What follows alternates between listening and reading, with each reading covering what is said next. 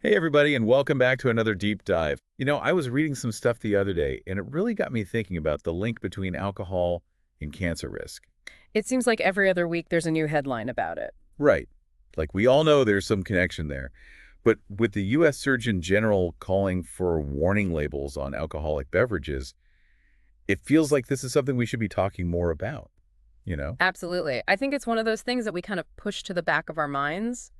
We hear it, but we don't always fully process it. Exactly. So let's dive in.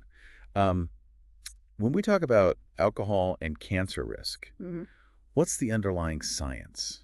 What's actually happening in our bodies when we drink? Well, one of the key things to understand is that when we drink alcohol, our bodies break it down into a compound called acetaldehyde. Dialdehyde. Right. And this is where things start to get a little concerning, right? Exactly. Acetaldehyde is actually classified as a Group 1 carcinogen by the International Agency for Research on Cancer. That's the IARC. They put it in the same category as tobacco and asbestos. Wow. That's pretty serious company to be in. It is. And it really highlights the potential danger of this compound. So basically, what acetaldehyde does is it can actually bind directly to our DNA, causing breaks and mutations. So it's actually damaging our genetic code. Yeah, pretty much. No. And to make matters worse, it also interferes with the body's natural DNA repair mechanisms. So it's a double whammy. Not only is it damaging the DNA, it's also preventing our bodies from fixing those errors. Right. You got it. Yeah. And it doesn't stop there. Alcohol also seems to influence our hormone levels. Especially estrogen, right? I know that's been linked to certain types of breast cancer. Exactly. There's growing evidence that alcohol can increase estrogen levels in the body, which is definitely a risk factor for hormone receptor positive breast cancer. And I think we were reading that alcohol can also mess with our nutrient absorption. Oh, absolutely. Things like folate and vitamin A, those are crucial for cell growth and repair, and alcohol can actually interfere with how our bodies absorb them from the gut. And then there's the immune system. Alcohol is not exactly known for boosting our immunity. Definitely not. Chronic alcohol consumption can actually suppress immune function, which makes us more vulnerable to all sorts of diseases, including cancer. So it's really hitting us on multiple fronts. So when we talk about the specific types of cancer linked to alcohol, it's not just about liver cancer, is it? No, not at all. While heavy alcohol use is a major risk factor for liver cancer, particularly a type called hepatocellular carcinoma, we also see increased risks for other cancers too. Like breast cancer, right? Yep, especially estrogen receptor positive breast cancer, but it goes beyond that too. What else is on the list? Well, colorectal cancer is a big one. Yeah. And then there are air cancers of the esophagus, particularly a type called esophageal squamous cell carcinoma. And we can't forget about cancers of the mouth and throat. Those are also linked to alcohol consumption. That's quite a list. It really puts those warning labels into perspective. I think a lot of people still aren't aware of just how extensive this connection is. I mean, these labels are set to be implemented in January 2025, and their whole purpose is to raise awareness about the increased risk of cancer from alcohol consumption. You know, it's interesting because Dr. Murthy, the Surgeon General, had a really powerful quote about this. He said, "The evidence is clear. Alcohol consumption contributes to at least 7 types of cancer. It's time consumers have the information they need to make informed choices." It's a strong statement, but it really underscores the gravity of the situation. Yeah. I mean, ultimately, it's about empowering people with knowledge so they can make decisions that align with their own values and priorities. And I think that leads us to the whole conversation about moderate drinking. The CDC guidelines suggest 1 drink per day for women and 2 for men.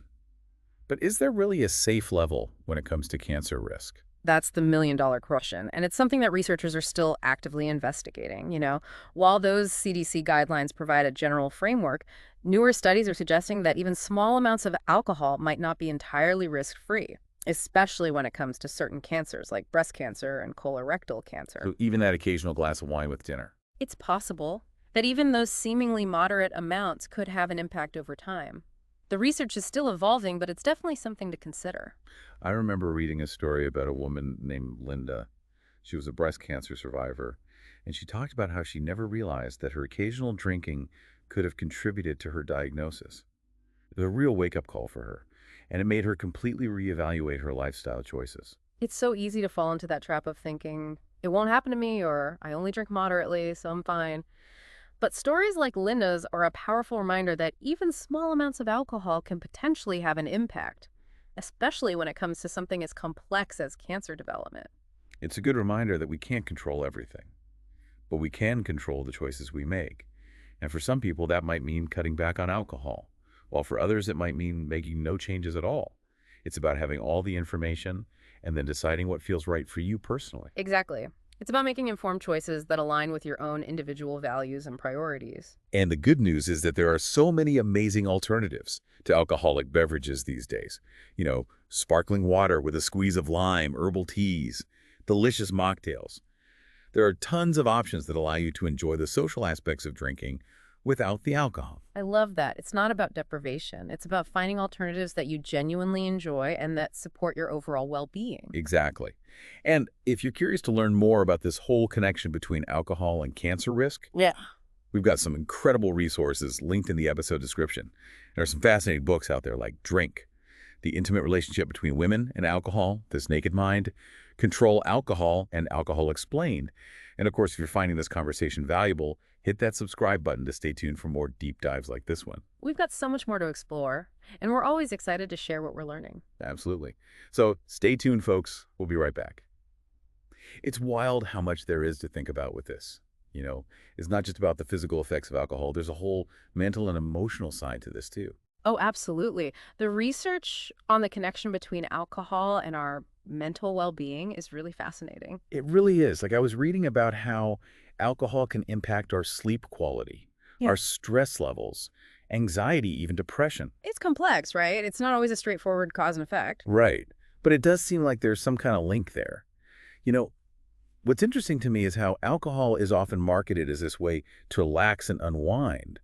But in reality, it could actually be making some of these mental health issues worse. That's a good point. It's like a bit of a paradox. Totally. Alcohol messes with our sleep patterns.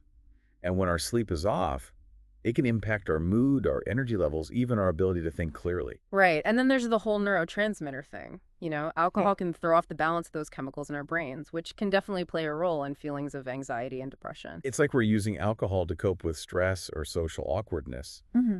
but it might be adding to the problem in the long run. Exactly. It becomes this kind of crutch. Right. Instead of dealing with the underlying issues, we're just kind of numbing ourselves out with a drink. And often missing out on healthier coping mechanisms in the process. Like what? What are some of the things that you see people turning to instead? Well, mindfulness practices are huge, like Wow. meditation and deep breathing.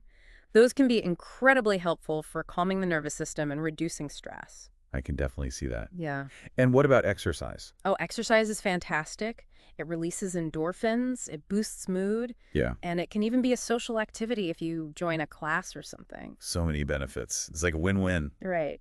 And then there's just the simple power of connecting with loved ones, spending time in nature, pursuing hobbies, anything that brings you joy and helps you de-stress. It's about finding what works for you, what fills your cup, so to speak. Exactly. And it's okay if that looks different for everyone. You know, it's interesting how this conversation about alcohol and mental well-being ties into this whole cultural shift we're seeing around drinking in general. You're talking about mindful drinking. Yeah, like people are starting to question those old assumptions about alcohol and really prioritize moderation and awareness. I think it's amazing. We're moving away from that drink to get drunk mentality and embracing a more balanced approach. Right. It's not about demonizing alcohol altogether. It's about being mindful and making informed choices. And I think social media has played a huge role in this shift too. How so? Well, there are so many online communities and resources now dedicated to supporting people who are trying to reduce their alcohol consumption or live alcohol-free lives. It's like this whole movement. I love that. It's like we're finally normalizing the idea of not drinking and creating a more inclusive environment for everyone. Exactly. It's about empowering people to make choices that align with their own values and preferences. And of course, it's important to acknowledge that for some people, reducing alcohol intake or quitting altogether can be a really challenging journey. Absolutely. Alcohol use disorder is a serious condition, and it requires professional help and support. There's no shame in seeking help. It's a sign of strength and a commitment to well-being. Right. And there's so many incredible resources available, therapy support groups, medication. Recovery is a process, and Yeah. it's important to be patient with yourself and celebrate those small victories along the way. One of the things I hear a lot from patients is this fear of missing out. Yeah. They worry that they won't be able to have fun or be social if they're not drinking. That's so understandable. It's like alcohol is so embedded in our social culture that it feels impossible to separate the two. But what I've found is that when people start exploring other ways to connect and have fun, they often realize that alcohol was never the main ingredient. It's about the company, the shared experiences, the laughter, the genuine connections. Right. And sometimes removing alcohol from the equation can actually enhance those experiences. Yeah.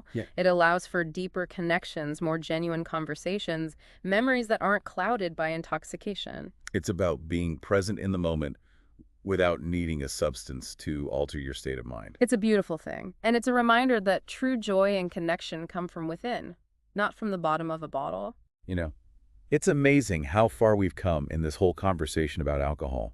It's not just about the negative consequences anymore. It's also about the positive possibilities that open up when we make conscious choices. It's a shift from fear and restriction to empowerment and I well-being. love that. It's about finding what works for you, what supports your overall health and happiness, and what allows you to live your life to the fullest. And remembering that you have the power to make those choices, you are in control of your own well-being. Wow. It's amazing how much we've covered. Yeah. This deep dive has gone way beyond just the facts about alcohol and cancer risk. It really has. It's been like a journey of exploration. We started with the science, but we've also touched on personal stories, cultural shifts, and the whole spectrum of well-being. And what's really stood out to me is this growing awareness.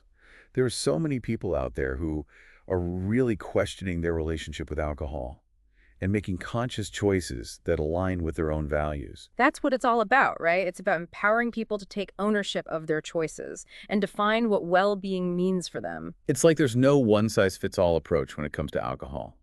Some people might choose to abstain completely, while others might find that a moderate approach works best for them. And that's okay. Exactly. It's about finding what works for you personally, what feels good, and what supports your overall health and happiness. And above all, being kind to yourself throughout the process.